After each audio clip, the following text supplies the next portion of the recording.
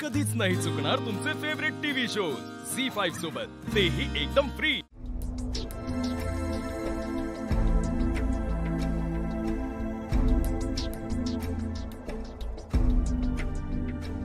अरे दिव्या, ओळखला का मला? हो, मी याचा काका भजी। हा, अगं तू बनवलेली भजी ना सुनबाई, माझ्या जिभेवरती त्याची चव अजून रेंगाळते। अरे काय सुंदर भजी बनवली होती हिनी। हो मग, आणि आता तू तर सून म्हणून आमच्या घरात येणार ना, मग काय खायची प्यायची मस्त चंगळच।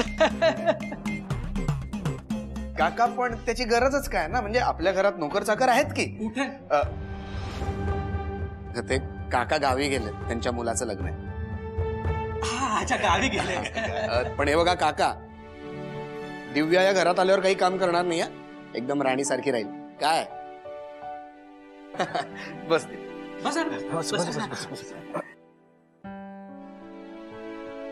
बरं दिव्या, हे माझे बाप याचा तुला म्हणून सांगतो दिव्या, लहानपणी हा छोटीशी बाहुली घेऊन फिरायचा आणि तिला सारखा बनायचा माझी बायको माझी बायको माझी बायको। पण आता आमच्या चंद्यानं बायको कशी बाहुली सारखी आणली। चंद्या ते काय ना, कधी खूप जर लाडात आले ना तर ते मला प्रेमाने चंद्या म्हणतात। बाबा जरा जास्तच लाडात आलात बहुतेक आज। हा,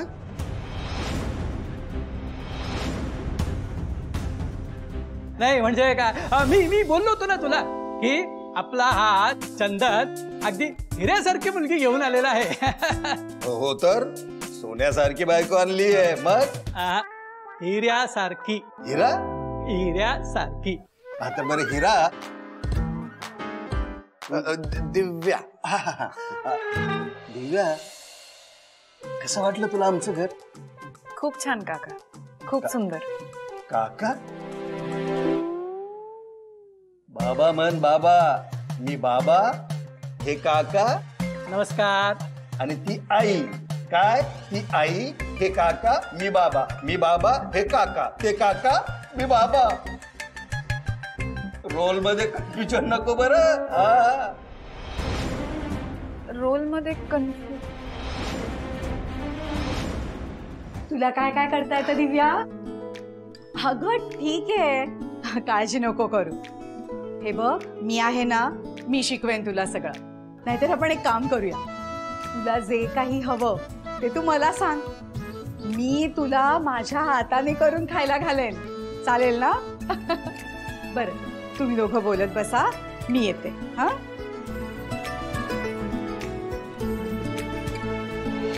काय बोललो होतो ना, एकही काम करू देणार नाही, राणी सारखं ठेवतील एकदम।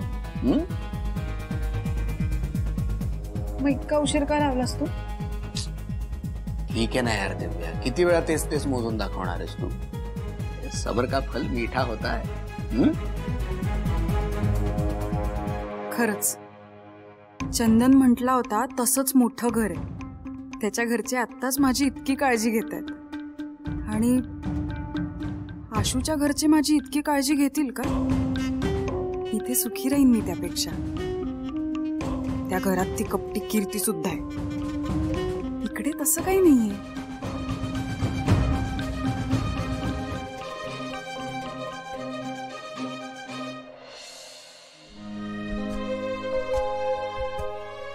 अरे दिव्या बाळा, तू अशी शांत शांत का? तुझ्याबद्दल सांग ना थोडंसं आम्हाला। माझं पोस्ट ग्रॅज्युएशन होत आलंय। अरे वा, म्हणजे तू आमच्या चंद्यापेक्षा जास्त शिकलेली आहेस की?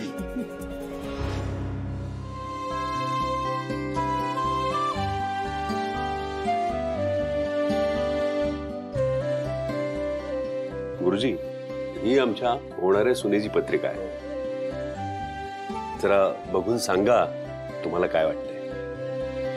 पण आपण ऑलरेडी दाखवली आहे ना पत्रिका,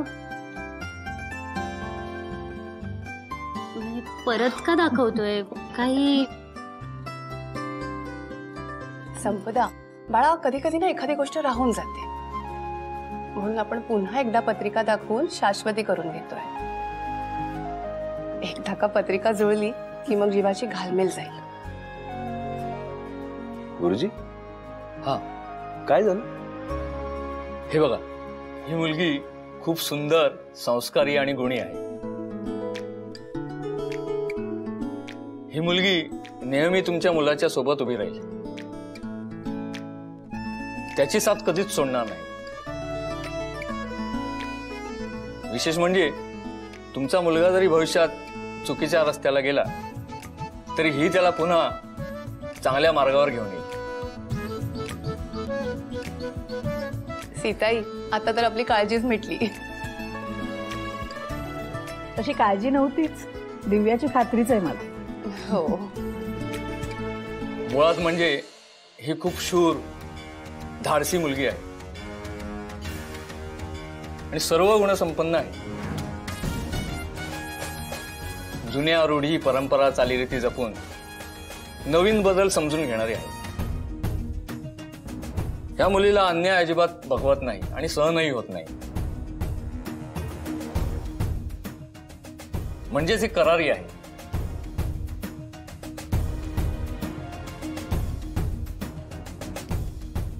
गुरुजी सांगतायत त्याप्रमाणे काही वर्णन दिव्याचं अगदी हुबेहूब वाटतंय, पण काही बाबतीत हे वर्णन दिव्याचं वाटत नाहीये. काही गडबड आहे का? ही मुलगी घरच्यांसाठी नेहमी उभी राहीलच, पण या मुलीला लोकांना मदत करायला खूप आवडतं. तिचा आनंद लोकांना मिळणाऱ्या आनंदात आहे. शक्यच नाही. ही दिव्याची पत्रिका वाटतच नाहीये. पण आधी तर हीच पत्रिका जुळली होती. आता लग्न 2-4 दिवसांवर असताना यावर बोलणं बरोबर वाटणार नाही. अहो, काय झालं? नाही, काय नाही.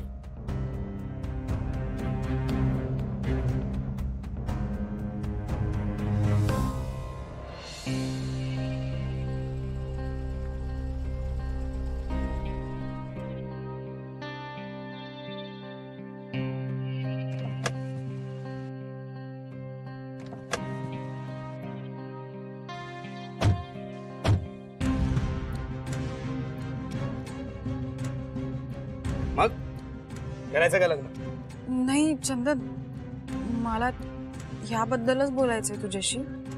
मला नाही जमणार. व्हॉट? एक मिनिट दिव्या, मी आता तुझं काही ऐकून नाही घेणार आहे. अगं तू सांगितलेलं सगळं केलं मी. माझ्या आई वडिलांना पण भेटायला घेऊन गेलो ना. आता तू असं नको म्हणू यार. हो, मी कुठे नाही म्हणतेय. तू केलंयस सगळं, पण आता खूप उशीर झालाय. माझ्या लग्नाची तारीख जवळ आली आहे.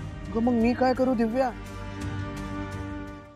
झी5 ॲप डाउनलोड करा आणि पहा सर्व एपिसोड्स एकदम फ्री.